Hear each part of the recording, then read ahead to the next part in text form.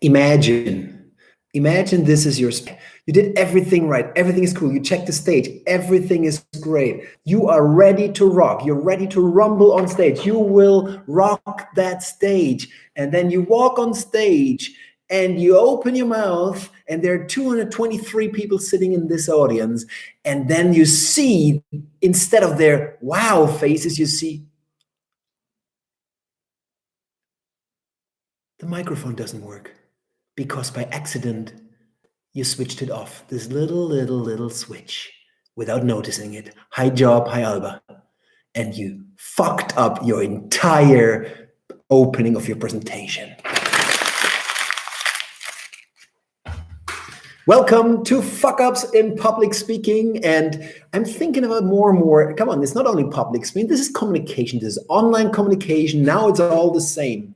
And never throw a piece of paper to the back of the room when there is a black Labrador. Betty's sitting here. She just picked it up. That's an amazing move. Just a second. Betty, woohoo! Betty, come. Betty, come. Good. It's safe. Welcome to Fuckups here. Hello, Juan, Mora, afternoon all. It's the same gang. How are you? This is it's like a family reunion at 6 p.m. CET, Central European Time. Today, share your story, share your anecdotes in the chat and ask questions about fuck-ups. What can go wrong? What did go wrong in your life? Anything. It's so interesting because fuck-ups, of course, we learn lessons. This is the same like in the hero's journey, of Joseph Campbell, the hero with 1,000 faces. I will put an infographic. It's not really an infographic, but I will put on Instagram. The hero's journey always looks great in the rear view mirror. Isn't it so? It's all your fuck-ups on stage. You learn something. It always looks great afterwards when you learn something from it. Mora, sorry I missed yesterday. Yesterday, Mora, there was none. Connor Neal, my other buddy, super leader tuber, he had birthday, so I postponed to today. Mora, you missed nothing. Fuck-ups is the topic. The intro, in case you missed it now, is everything worked well, and then the microphone doesn't work. 2001. We're back in 2001, KPMG. I have the honor to present a project. It was a project in advisory, financial advisory. We were doing a banking mergers and acquisition. We did corporate finance, due diligence. We did the valuations of the companies. And I had no idea about finance. And I still have no idea about finance today. So I was totally, what am I doing here? But then the partner on the project, Ralph Boinker, now my mentor, he's a super smart brain. And Ralph took me as his wingman, right hand, and assistant for the project. And I thought, hey, there's 60 people here all over Germany in this project. 3 banks have become one. Massive project. What about our communication? So I created what I called a project web, HTML, web-based back then, 2000, 2001, was still pretty new.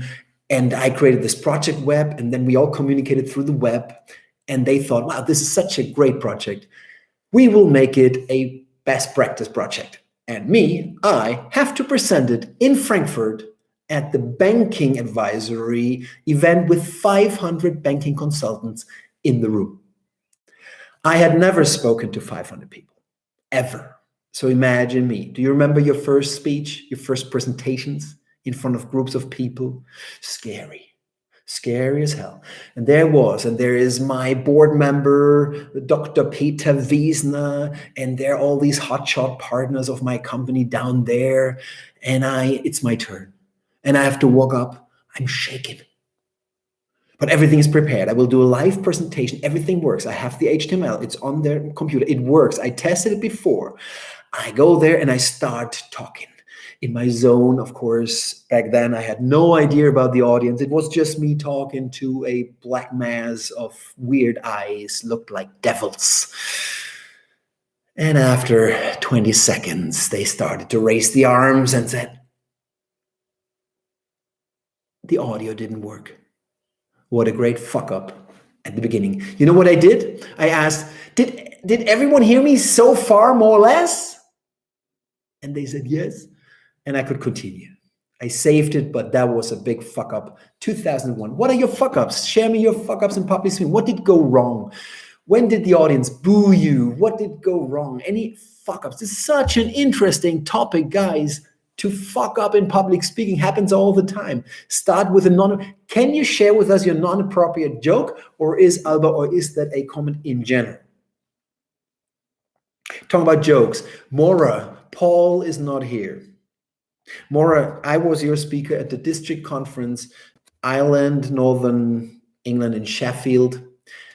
2 years ago, was it 2 years ago, Mora? Yeah, I think so. And in this speech, because I know that Irish always, they always make fun, they have fun with each other. I have a friend, Mel Kelly, he's also toast, Mel Kelly. In case you see this in the future, hi Mel from Munich, an Irish guy. So I know that.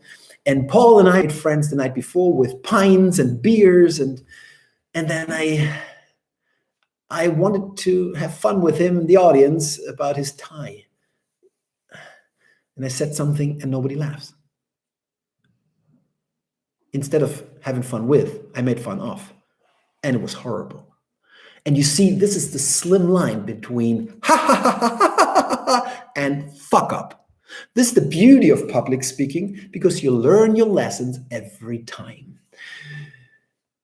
You've been in area contest this afternoon. Great to hear that. Keep it online. It works kind of. Our next Toastmasters meeting tomorrow night, 7:45 CT with our club in Barcelona. Any more fuck ups, telling in inappropriate jokes? They told me this thing. There's this German comedian, Olli Pocher. For me, he's a bit too edgy sometimes. He's not always humbly bold. He's bold. A bit of arrogance. I used to have the same touch, I think, in the past, I hope. But Olli Pocher, somebody told me in my training, he's a speaker, 16,000 people in Schalke, in the football stadium, 16,000, new comedy show, Olli Pocher. In the first row, there's a lady a Muslim lady sitting there and highly pregnant, 8th month or something like that. And Olli Pocher says, somebody told me in my training, because she had attended this event. He says, now how do you feel down there when you're breeding a little terrorist? Zero laugh. 16,000 people. That's a fuck up. Juan, I once went to a local TV channel to an interview in a live show. Everything was running smoothly when suddenly my phone in my jacket pocket began ringing live. That is so cool. And what would you do as a speaker, as an experienced speaker in that moment? Anyone can tell me now. You've listened to all these sessions, most of you. What do you do when something like this happens? It's a fuck up, yes, but what can you do? You call the room. You say in that moment, totally spontaneously, oh, sorry, but my mom wants to know how the interview goes. And then the audience will call the room. Tomorrow's session will be on humor. Tomorrow is on humor. Get ready for humor. Job, Maura, I've had a few jokes for fun. Yeah, I just bulldozed through the silence. What a nice. I bulldozed through the. That's a metaphorical antithesis style paradox. Wow. Please remember that line. Whenever you have great lines, write them down. My new friend of brainstorming is my little chalkboard here. These are all things you can do with the chat. I will create an infographic on that. What you can do with the chat. Write it down. This is a great line, Maura. I just bulldozed through the silence. And the word silence, you say with intonation, silently. Job, when in a rock band, I said the wrong name of the venue we were playing at, and the audience laughed. I didn't get it after the show was over, till the show was over. Yeah, but that was funny. Job, You know what happened in my hometown? Coburg, northern Bavaria. Beautiful. Coburg, the family of Coburg, the nobles, Prince Albert was married to Queen Victoria. I always say I'm half Brit. Now, there's always concerts in the summer, and it's a beautiful surrounding. There's a castle, there's the park, there's a theater behind the big stage. Whitney Houston, years back, Whitney Houston, at her height of her coke addiction. So she's coming in, private plane up there. There's an airport coming down to the stage. I was watching at my friend's place, student, no money for the ticket. He was the only building in the town where you could see from the window the stage. Amazing. My friend Eve. So we are there, Eve and I having a beer. Whitney gets on stage, takes out a paper. Hello, people from Coburg. That's a fuck up. We really loved her afterwards. Come on, 14,000 people, and you don't even have the respect, the courtesy to learn that fucking name of that town. I mean, in your case, you did it really nicely as a mistake. I think that is so funny. Maura, I do wish you could see me laughing. I see you, Maura, because I know you. I can imagine it. More fuck ups. Yeah. There is one thing, things go always wrong, mostly with tech stuff, and we touch it over and over again in all these Q&A sessions here on YouTube Live. It's mostly a fuck up before. It's mostly a problem of preparation. Now, my friend John Zimmer, he's also a great speaker, in case you know him. Check out his blog, mannerofspeaking.org. He blogs about public speaking, communication, fantastic brain, super speaker, amazing corporate trainer. And he created this PDF list, a checklist, an extensive checklist for any aspect of preparation before your presentation or speech. Now, here's the link. It's a PDF thing. And I really suggest that you download it. Here's the link. And for the future, in case it's an important presentation in the future. Also for online presentation, there will be online keynotes. There will be online inspiring speeches by CEOs of big blue chip companies. It's all right now coming. So be prepared. That's a great list to use. Any other fuck up here? It's all about fuck ups today. What the word sounds already so great. Fuck up.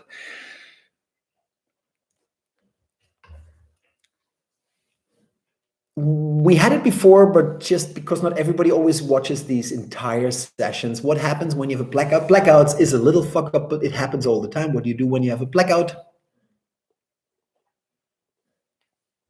What do you do when you have a blackout? Cheers. No wine, no beer, no session.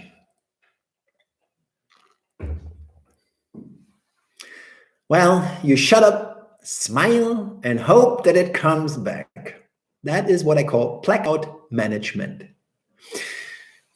Here we go. What was my biggest fuck up?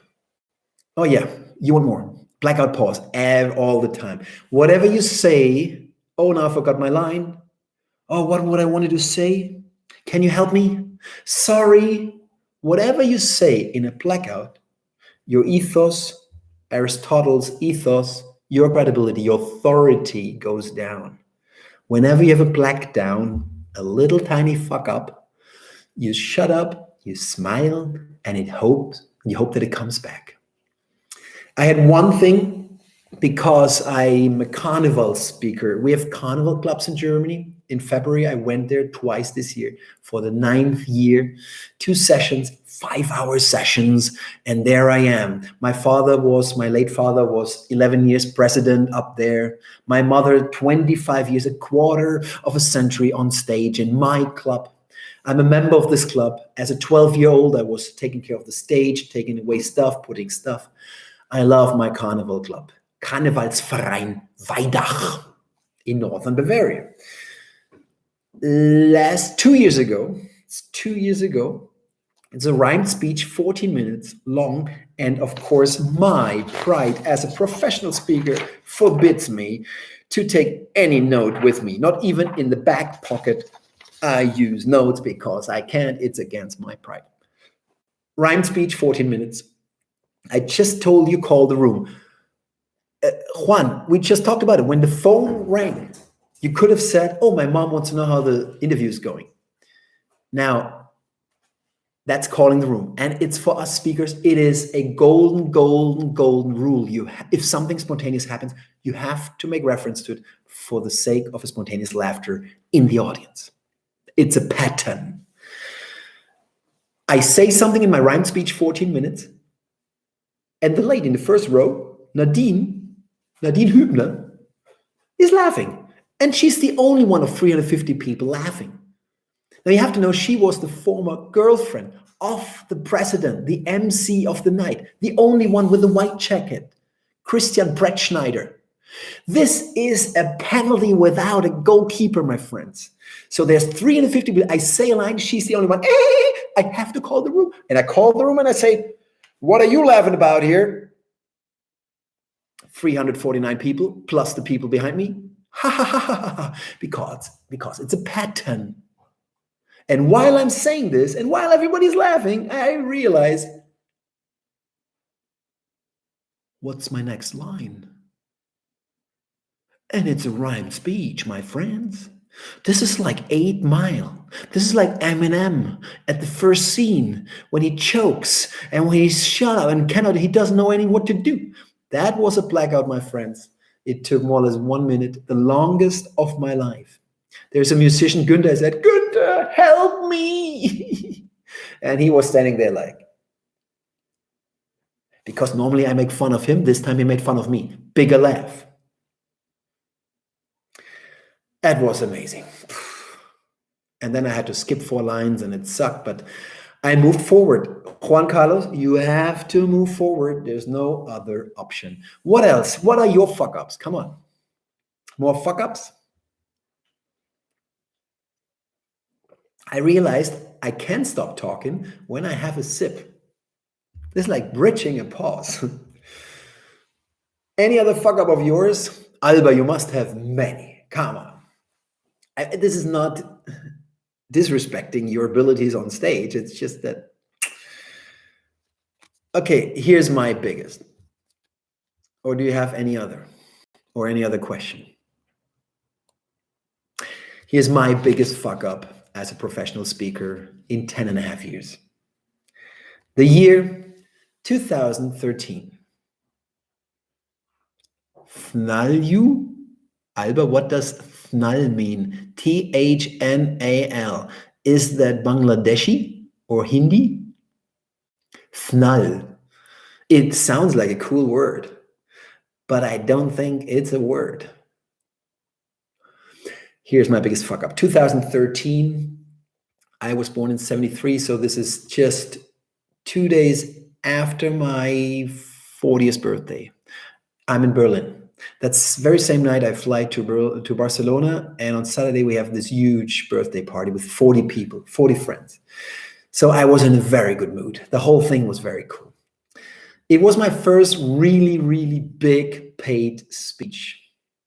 I think they paid $4,000 back then for 45 minutes, and it's a law firm. So I think this is chupado in Spanish. This is a thing. Because what happened is the managing director came before. He came to Barcelona with a 3-person special training. And we boosted their charisma, public speaking skills. Everything went smooth. We had paella, we had fideuà, we had white wine. And at night, he says, the managing partner of this, one of the biggest law firms in Germany said, you are this year's keynote speaker with our 350 associate lawyers. And I'm like, that's amazing. When is it? Well, just before your birthday there in October. Great. So what is it about? Yeah, I want them to be more charismatic, more outgoing, more sales, more enthusiastic. That's what I need. You are the charisma booster. You do it. Amazing. I thought this is a done deal. But it was my first big keynote speech as a keynote speaker. I've done others, but that was the big paid gig for 350 people in Berlin. This is a different thing. I wrote out the entire speech in Word, 15 pages, 1.5 line spacing, everything written out. I sent it to the managing partner, Hubertus, because I wanted him to get me the approval. So I'm safe. I made 4 big mistakes in the whole thing. I gave the speech, I come and go, I do my checks, everything goes smoothly. Then I have the 350 people at the beginning. They're a bit cold. I think, well, they're lawyers. That's normal. They're not like gamers. Yeah, but it felt like, where's the connection? Then I did another big mistake. In my trainings, I do an exercise where I get somebody out. I manipulate the person with a question, misleading question. Who of you hates karaoke? Come here. Don't do that with 350 lawyers. And okay, here's the whole thing. 4 big mistakes. I will tell you now. And then comes when I say, can you come here on stage to sing karaoke? Someone from the back in the audience, over there, very in the back, yells, asocial. Asocial. I checked it. It exists in English. Antisocial, asocial. Asocial. The room, vroom, silent. You could hear a needle drop. I will get back to you, Juan Carlos, in a second. And Mora, just stick with me with the silent room. In the front row, the managing partner, the HR head. Everybody's shocked. But you have to move forward. You just said it, Juan Carlos. You have to move forward. And hecklers, when there's a heckler, a heckler who writes, oh, I don't like this. I normally ignore, because when you go into that war, you always lose your ethos, your authority. So I keep going, but all my cuteness, all my charisma was gone with the wind. Hey, Connor, I'm just telling the story about Berlin, the lawyer story, my fuck up, the biggest fuck up. So what had I done wrong? That was a long story. 4 big mistakes, which together built my biggest fuck up as a professional speaker. And I will never do this again.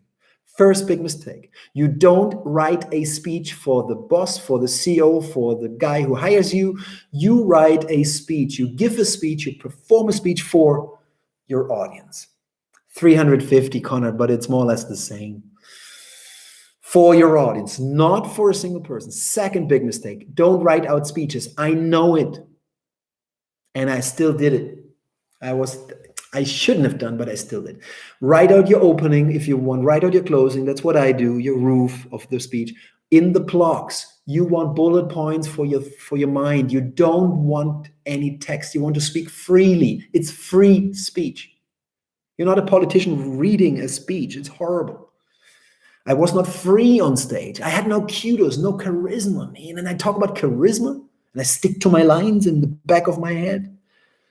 Third big mistake. Do not manipulate lawyers. Don't ask misleading questions to 350 lawyers. Don't do it. Just don't do it. The next time at Microsoft, another event, I asked the same question. I said, who of you loves karaoke? It's still the same effect. Everybody was happy and laughing. A girl from the back came and she sang. It was amazing. Don't manipulate saying who hates karaoke and then take him on stage, putting them on the spot. And the fourth big mistake, but this is the biggest, was manipulating. But the third one then, one of the 4 is definitely, I use new material. And don't use new material, brand new material that you've never tried out with smaller audiences, with friends, family, with people you know, and that don't do that. So I did 4 big mistakes. Write it for the boss, not for the audience, a topic that was not relevant to them, and manipulated them, and I had not even tried it before, some parts of it. So all this led to this fiasco of a guy saying, asocial. I learned my lesson. I learned my lesson, my friends. But any fuck up leads to great learning. So back to Mora. I had a speech with a brilliant slideshow, which the speaker depended on. The previous speaker borrowed my click, and I could not get it to work on my laptop. It ruined my speech. Always have your tag. Use your tag. We said it before in the last session.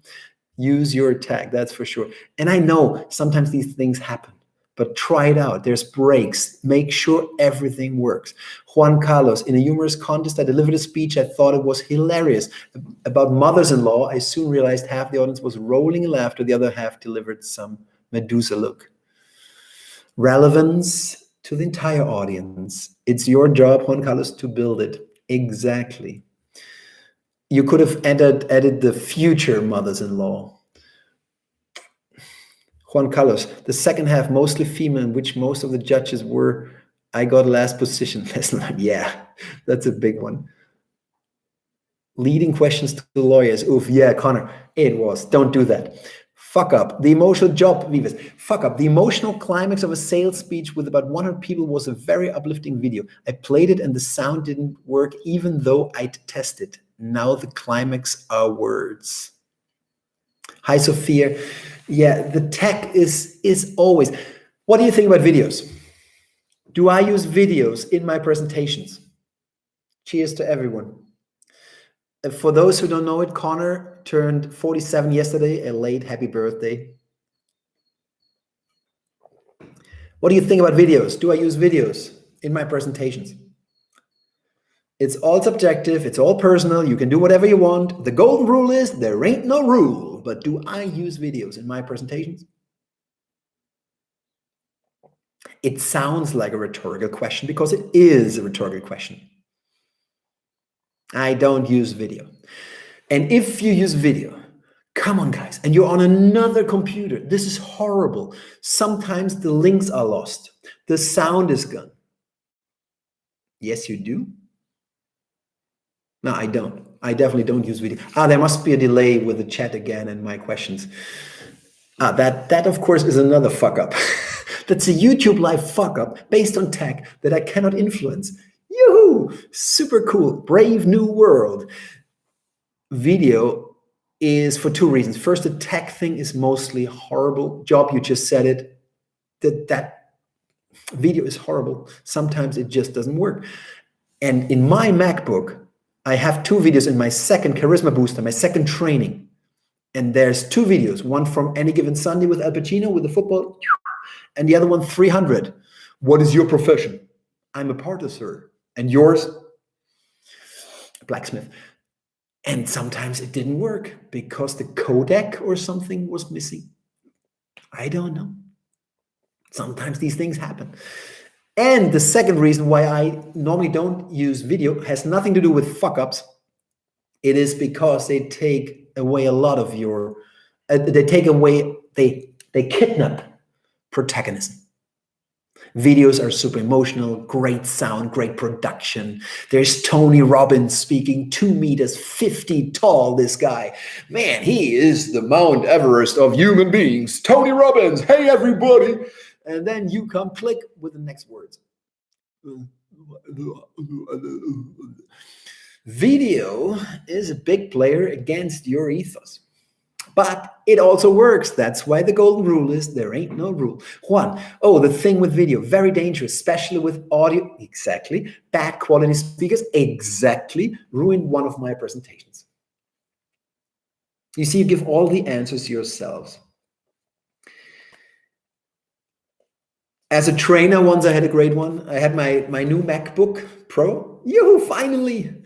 That's years back. It must have been at least 8 years back. I'm in Krakow, in a hotel, Krakow, in Poland. And the next day I have a training, and it was this huge bone, an HP plaque, 8 kg, whatever. This was heavier than my hand luggage, man. And I open it and I do my presentation for the next day, and suddenly it makes, and I'm like, yes, finally I can buy a MacBook Pro. I go to a training in Karlsruhe, southwestern Germany, down there in Germany. And I come there and I get there and I want to connect my projector. And of course, there was no adapter. Fuck-ups are everywhere. Connor, if you show a video, then you are saying that someone else should be giving this speech. Thank you. Thank you. Of course, the same happens when we use third-person knowledge, but nothing is new under the sun. You still give your words, with your words, your delivery, your interpretation to that person. You, like Jim Collins, Connor, you mentioned Jim Collins a lot, but it's your words. It's like when I call the drain pipe, going back to the beginning of a speech, a drain pipe is not a new concept, but it's my words. I don't reinvent wheels, I repaint them. And video is other copyrighted material. I don't know. I don't like video. I wish somebody was that moment. Yeah, Connor Neal. Oh, you did just... Huh? Okay. Yeah, Connor. I like your symbols here. Do I have any other aspect on fuck-ups? Do you have any other aspect on oh yeah, the last one. If you don't have, I share with you. I will. Do you know what I hate? Especially American speakers, dude. I have an American friend, Mark Brown. If you see this one day, I love you. Ed Tate, hi Ed Tate. Hi Daryl LaCroix, all my speakers there. Great stuff. You're great. But there's one thing about rhetorical questions that are manipulative, obviously, and I don't dig them. And this is mostly American, and it's not racism. It is not national. It's nothing. It's just a fact. Americans, you guys, you say, does it make sense? Make sense? You see, that's a manipulative rhetoric. Yeah, it makes sense. Do you want to hear more? Oh, yes. You see, but do you want to hear more? A last story? That's exactly what it is. I cannot think of any right now. Cool, Alba. So I will share with you my last one. This is the last one for today. Tomorrow's session will all be about humor. But here's the last one on fuck up. It's my fourth project. Big lesson learned. Big lesson learned. Fourth project in my Toastmasters club in Barcelona. Yeah, raise your hand if you agree. Oh, yeah, this is... You know that job? You know that I've been doing this for 15 consecutive years. Who of you have been to New York? And everyone who's been to New York raises the hand. It works without mirroring, NLP, manipulation. The funny thing is they always use the left hand, even if they're right-hand guys. And then they want to push them, but you don't have to push them because people raise the hand. One of my passionate topics, as you can feel. Someone has taken over my chat. Oh yeah, what's going on here? What is somebody has taken? Oh, it's Sophia who's taken over your chat, Connor. Now it looks much better than with your comments. Sophia, you're doing great stuff. I love Switzerland too. Okay, here's the last thing for today. Fourth project, back then, Competent Communicator Manual. For those who are not Toastmasters, we have manuals, now they're online, and we have projects, and then each project you have to accomplish a certain objective for this project. Project number 4 in the old manual, Competent Communicator, was how to say it. Today, I know how to say it is all about rhetoric, it's about metaphors, it's about, yeah, Sophia, now you're going wild. It's about anything that has to do with your language and how to say it. I thought, I didn't read it really, I did a quick read, and I thought, so I take a funny word, like in German, Neuschwanstein. Sophia, look for Neuschwanstein and put the symbol in the chat. That you can do. Connor, tell Sophia what is Neuschwanstein. I thought it's a funny word, how to say it. English-speaking people, they don't know how to say it. They say Neuschwanstein. Or Chinese, and nobody knows how to say Neuschwanstein. German is a beautiful language. So here I am, giving a speech in 7 minutes. And now comes the lesson learned. 7 minutes. Oh, now comes the fuck up first. 7 minutes. And I give a speech that I prepared at home about Neuschwanstein, the fairy tale castle, as the result of the conflict-based relationship between Ludwig II, the fairy tale king of Bavaria, and Richard Wagner, the opera composer. So now picture the scene. I'm giving a 7-minute speech Neuschwanstein as a result of the relationship between Ludwig II, the fairy tale king, and Richard Wagner. I chose 3 topics which I could easily talk for 24 hours consecutively about and wrapped it into 7 minutes. Fuck up, chaos. Nobody got it. I went over time 3 minutes. It was absolute chaos. Super cross references. Nobody had any idea what I was talking about. Something about Neuschwanstein. I learned one of my biggest lessons learned in communication. Less is more. Ludwig Mies van der Rohe, the Bauhaus god, the architect. Less is more. And I learned that because of my fuck up. Fuck ups are great in public speaking, in communication, and in life. Do them, learn from them, and become a better version of yourself. Thank you so much for this. Yeah, beautiful castle, Neuschwanstein, Juan Carlos, Kiss. Thank you, Kiss. Guys, tomorrow, thank you for your interaction. Sophia's really going wild here. Tomorrow's session is all about humor, because humor is pattern, and when humor is pattern, we can replicate humor. This will be fun because there's several patterns of humor that we can discuss tomorrow in the Q&A session. See you at 6 p.m. CET, as every day, like every day. Hasta la vista, hasta mañana. It's been great having you here. See you tomorrow.